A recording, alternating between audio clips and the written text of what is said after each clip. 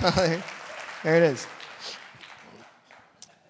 So nobody in this room wants to hear a partisan political conversation right now. Instead, I'm going to issue a challenge. That challenge is that we need to evolve our communication strategy. Now, see, my story starts in the 70s and 80s, Cleveland, Ohio. And in the 70s and 80s in Cleveland, Ohio, the steel mills were all going out. U.S. Steel had shut down. LTV Steel had shut down. Warner and Swayze was moving their headquarters.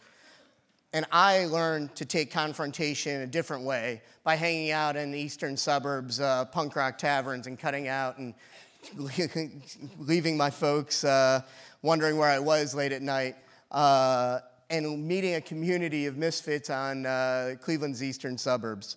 But my parents are very conservative. I grew up in eastern suburbs of South Euclid, Ohio.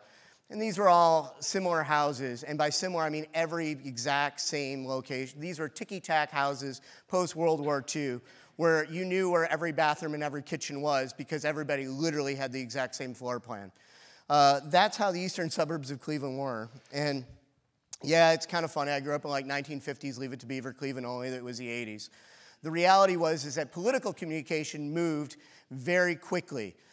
So if you think about it, the guy at the end of the street who put up a yard sign, you knew something about that. You knew that that endorsement meant something to the conversation. If somebody was knocking on your door, you knew who they were. You knew whose kid was hired by a campaign to go and do those door knocks. It was a different time for communication. And ultimately, my dad knew before I got home for dinner when I was playing hooky from school, because you see, he worked at a men's clothing store at the Cedar Center shopping center, and the guy that I was playing hooky with, his dad also worked at the shopping center. His dad was the barber, my dad was selling clothes, right? My first political recollection was growing up at Cedar Center shopping center. That was my world, and my dad took me to a church basement after working 60, 70 hours a week, worrying about, was I going to have a future? He never imagined that I'd be standing on a PopTech stage addressing you or working on 2 presidential campaigns. It was about survival and thinking about changing the norm. So we're in the church basement and we're thinking about how do you do an organizing strategy? How do you do a petition writing campaign? How do you do letter to the editor campaign? And eventually him and all the local merchants got the local newspaper, the Sun Messenger, to write an article that ended this rally that they were worried about organizing against the city selling a piece of property to some monolithic organization that nobody had heard of that was going to put all of these local businesses out. And before I knew it, my dad had taken on in the 80s and beaten Walmart. I watched him win the battle against something that I didn't even know what it was. Now again, this is not partisan politics. This is Cleveland before LeBron James and before Believeland. But I watched him win, and this was an amazing victory to watch.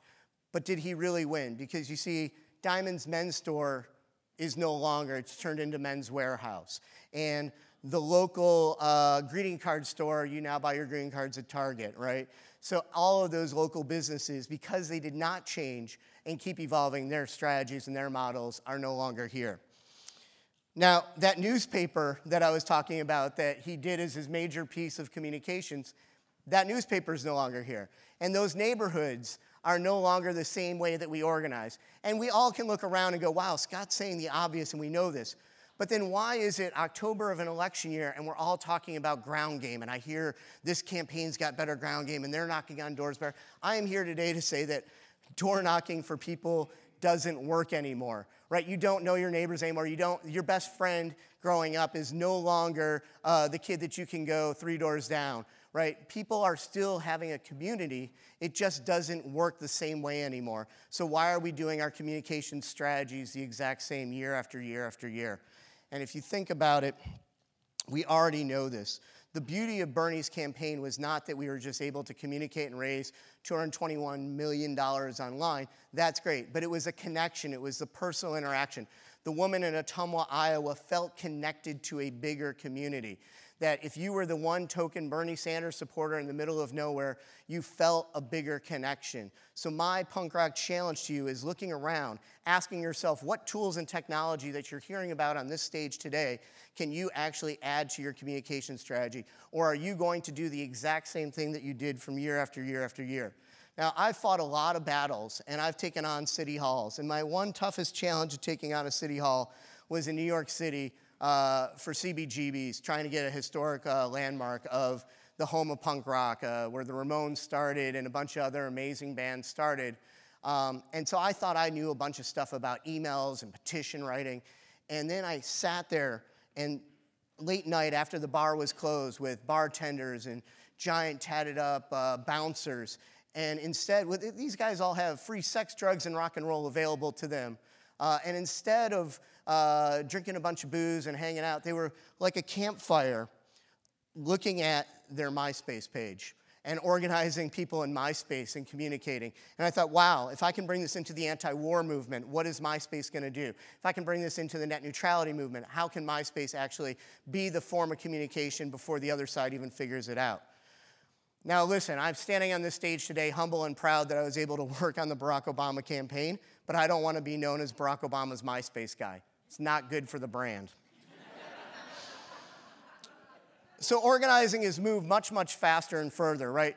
If you think about Bernie's campaign, Feel the Bern was a hashtag that we didn't even create. Let me let you in on a little secret. Bernie Sanders didn't even like the Feel the Bern idea.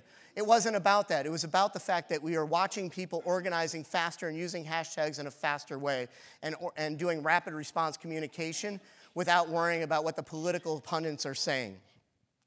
Now, I'm not sure if this election cycle, if this is the Meerkat election, the Periscope election, the Snapchat election, but I am here today to say that you have to, as an organization, have a communication strategy that includes mobile. 50% of all of our digital communication came from a mobile phone. If you think about that, 42% of all of our contributions came from mobile technology. So the future is mobile. If you do not have a mobile communication strategy, you are going by the same way that I did with MySpace and Barack Obama's campaign. You are not changing and evolving with the time. Now, there's billions of tech speeches about cord cutters. I'm not going to get into the ins and outs of that, but let me talk about it as how it affects political communication. You see, NBC Universal, we know naturally, is not seeing the same numbers as they saw in years past for the Olympics. Now, you can't imagine NBC Universal being like, hey, every Olympic athlete, can you guys not text or tweet out whether you won the award or not, because ultimately, I don't want a spoiler alert during our primetime airing, right? That's not how we watch and consume and engage in television. So why today in 2016 are there still political campaigns that over the summer spent $13 million on just NBC Universal during the Olympics and $0 on digital for the entire summer? That, my friends, is what I'm talking about. Doing something and changing the norms, looking in at yourself and going, wait a minute, this makes no logical sense. How are my kids using technology, and how should I be using technology in the year's future? Now, we just watched a bunch of different debates. Think about the debates. Wired magazine had an amazing quote about the debates, and it basically is, a debate lasts about 90 minutes, the internet lasts forever. And if you think about that, you are watching the engagement rates of all of these debates moving forward and forward. So, what are you going to do about it? I know that I need to constantly reinvent myself, challenge my inner punk rock self to think about how are communities organizing in new and creative ways.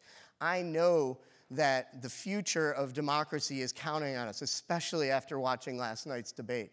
If we are not engaging in this, we are going by the way of MySpace. So I need you to, on behalf of Cleveland, on behalf of watching my dad using the communication model that he was able to use to win by using the newspaper, evolve your communication strategy even further, like a bunch of bartenders at punk rock nightclubs were able to do.